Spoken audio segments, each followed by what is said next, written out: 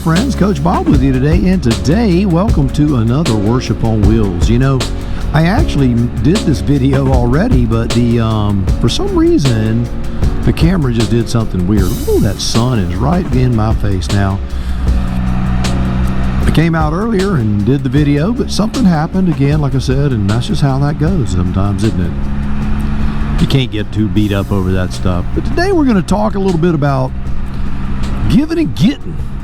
And what do you do? I mean, do you give to get, or do you give because giving is the right thing to do? What is your motivation? What is your drive behind it? And does it even matter? All right, well, let's listen to a little Bible verse, and then we will talk about that right after that. Bible verse is Luke 16, chapter 10. He who is faithful in a very little thing is faithful also in much, and he who is unrighteous in a very little thing is unrighteous also in much.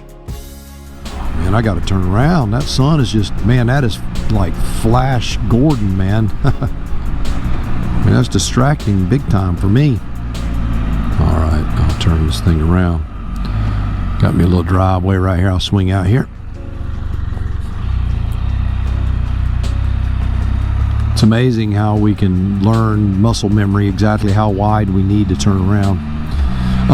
So not being faithful in little things, so you're not giving the opportunity to be faithful in big things. If you can't be trusted with small things, you can't be trusted with large things.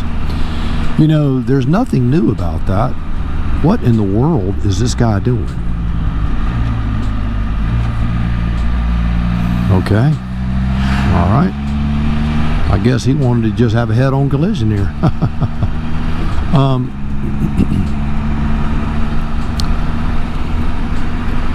So sometimes when good things happen and little things are going on, and you're faithful in those things, and I'm going to give you some examples here in a minute,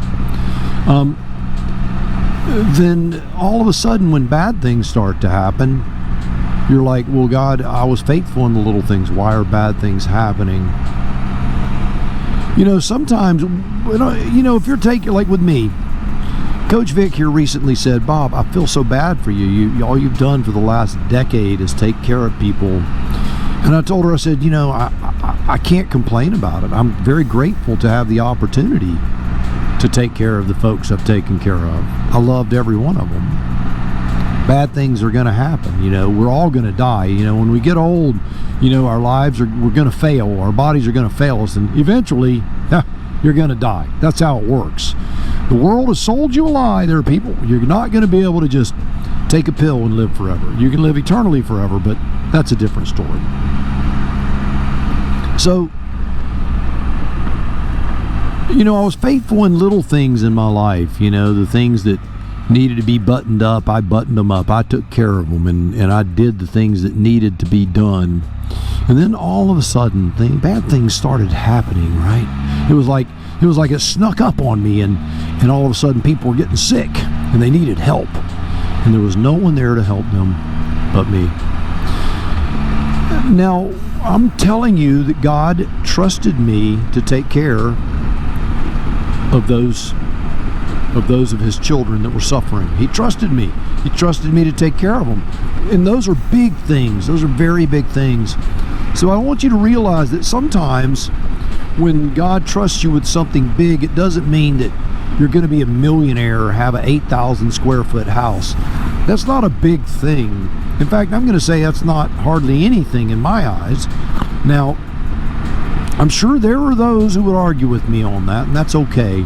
But let me talk about what success is and what success isn't before we really get into this conversation. One thing, if you are a person who has a massive, I mean a monstrosity of a house, and your wife hates your guts, your children don't respect you, and you have more money in the bank than you could possibly imagine, and all you do is live your life, and you know it is just miserable. Just getting out of the bed every morning is total daggum misery. You are unsuccessful. I don't care how much money you have. If you're miserable in this world, you are a failure. That's just the way it is, and you don't have to remain a failure. I don't say that to make you feel worse. I say that but so you can recognize it, that you don't have to be jealous that someone else has more. You don't have to look down at other people because you have more. You don't have to do any of that to be happy. So if you were to ask me, Coach Bob, are you successful? I would say I am probably one of the most successful people I know. I've been blessed with the opportunity to love my family. My children respect me. I'm respected in my neighborhood. I'm trusted by my friends. When people need help, they pick up the phone and they call me. And they call me a lot, too. I'm going to tell you, they call me a lot. Drives Coach Vic crazy. And she goes, Bob, you don't need to go do it. And I'm like, yes, I do. Because it's wonderful. It's wonderful. It's not angering. It's not irritating. I would rather do that than sit in my lazy boy and drink a cup of coffee. Now, there are times you do have to take care of yourself, right? You do have to take care of yourself. You do have to do those things. If not, you're going to get sick. You'll burn out. I'm not talking about that. But you do need to be trustworthy in those big things with people. You know, I never imagined that I would be doing what I'm doing. I retired almost a decade ago, and that's a long time. I mean, 10 years, man, that's a long time. Now, the one thing I've always been faithful with in my life is my time. And what did God bless me with? Boatloads of time. I didn't do it to get more time.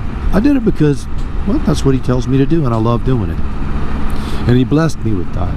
I got a friend of mine, it's funny, I won't mention his name, but he's got more money probably in his bank account than I will earn in 3 lifetimes. He's a wonderful guy, and if you ever met him, you'd be like, there ain't no way this guy's rich. There ain't no way. He's too cool. He's too fun to be around. There's no way. He's goofy. But he is. He's very rich. He's very successful, and he's very business savvy. He's very honest, too, by the way. I remember folks putting envelopes in his car with money so he could pay his light bill. And he was always faithful with his money. He was never ungrateful for the people that gave him money. And when he made money, he gave back. He always gave back. He was faithful with it. And in the end, which his life's not over, he's my age, but in the end, God blessed him with boatloads of cash. You know why? Because he was trustworthy in those little things. He was trustworthy with $10. So God can trust him with 10 million. He just can. And he knows it. It's awesome, isn't it? Isn't that awesome? To know that there are good people out there who are successful in doing things. I just love that. So understand that sometimes when you're being trusted in the little thing can bring something into your life that may seem like a hardship at the time, but is truly a blessing when you're taking care of the ones you love. It can also be a blessing in the sense that, you know, it could be time, it could be money, it could be a job that you want, it could be anything, right? And if you're one of those people who, like I said, who don't serve because you don't want to, you know, I say don't serve. Don't serve. You don't do it to get something. You only do it because it's what your heart is telling you to do, because it means something to you. It matters to you. And that's the difference. That motive is what creates the trust. You know, and with your kids, you do the same thing, right? You think about it. If your kids, well, I'm going to say yes, sir, while Dad's here, but then when Dad walks out of the room, we'll say a bunch of bad stuff about him, and you know your kids are doing that, you ain't going to reward them for saying yes, sir, every now and then. That's just not the way it works. So motives matter. They matter to us. They matter to God, and we have to make sure our motives are pure. And we need to be trustworthy in the little things. The little things. Whether that's getting up and, you know, fixing your spouse a cup of coffee when they don't feel good, taking care of a sick family member, whether that is anything. And I will tell you, the moment that you think that you got it all together, you'll realize that you really don't, and you'll just want to give more. You just want to give more. Know this, that I am saying this knowing that I am no saint. I am not the guy who is always giving and always doing the right thing. And I don't want you to think that because I'm sharing, you know, personal stories that I'm braggadocious, because I'm not. That's beautiful, isn't it? Because I know what I am, and I know what I'm not. But God has blessed me with being an impact in young people's lives. I never thought I would be able to do that. You know, I get to be a keynote speaker at a graduation here very soon. I've done that a couple of times, and, you know, the speaking business is apparently very lucrative, just not for me. But anyway, it's lucrative in the sense, though, that I get to inspire young people, and that's why I do it. I love doing it. I'll do it for nothing. I just want to inspire young people. I want them to understand that they can sacrifice, and they can be extreme, and they can do the right thing. It's you know, right is right if nobody's doing it. Wrong is wrong if everybody's doing it. Let's do the right thing. All right. Well, I pray that you are being super duper duper trustworthy, and all is great and wonderful as it should be. So know this, my friends, yes, you are loved, and so am I. That's good news, isn't it? Yeah, it is. Look at all these trucks, man. They're out here putting these boats in the water. Let's go around a little circle. They're going, why is this guy out here? He don't have a boat. It looks like people are camping up there. So I need you to do something, though. I need you to go out and change the world. Look at that. And while you do that, I'm going to ride this little motorcycle of mine. And who knows, maybe I can inspire a little change myself. All right. Well, we'll see you on the road real soon.